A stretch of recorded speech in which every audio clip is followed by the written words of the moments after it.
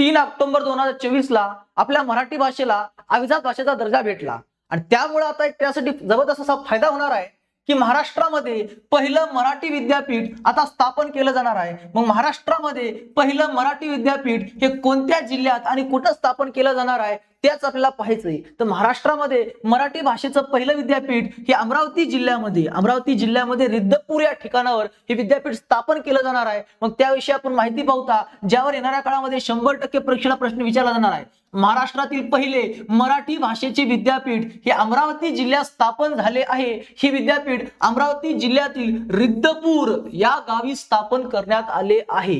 हे ठिकाण काय प्रश्न असा आहे की सर रिद्धपूरलाच का स्थापन केलंय? त्याचं कारण आहे भाऊ की हे ठिकाण महानुभव पंथाचे, लक्षात घ्या, महानुभव पंथाचे आणि मराठी साहित्याचे प्रमुख केंद्र आहे। रिद्धपूर हे मराठी साहित्याचं प्रमुख केंद्र आहे आणि महानुभव पंथाचं हे प्रमुख केंद्र आहे। कारण आपल्या मराठी भाषेला समृद्ध करण्याचं काम कोण केलंय तर महानुभव पंथानं केलेलं आहे। त्यामुळं हे रिद्धपूर या ठिकाणावर मराठी भाषेचं पहिलं विद्यापीठ स्थापन केलं झालं आहे। स्थान रिद्धपूर, जिल्हा अमरावती, महाराष्ट्रातील पहिलं मराठी भाषेचं हे विद्यापीठ आहे।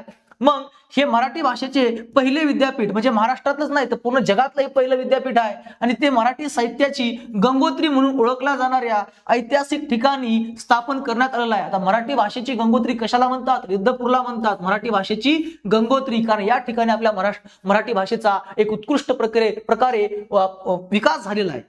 त्यानंतर पार्श्वभूमी, या विद्यापीठाची स्थापना रिद्धपूर येथील चक्रधर स्वामीच्या स्मृती जपण्यासाठी आणि मराठी भाषेच्या संवर्धनासाठी करण्यात आलेली आहे। कारण महानुभव पंथाची स्थापना कोणी केली? चक्रधर स्वामींनी केली आणि त्याच ठिकाणी रिद्धपूर येथे हे मराठी भाषेचं पहिलं विद्यापीठ हे असणार आहे। म्हणून यावर 100% परीक्षेला येणाऱ्या काळामध्ये प्रश्न येणार आहे। माहिती कशी वाटली कमेंटमध्ये नक्की सांगा आणि अशाच माहितीसाठी नवीन असलेल्या चॅनलला सबस्क्राईब करून ठेवा। तोपर्यंत धन्यवाद।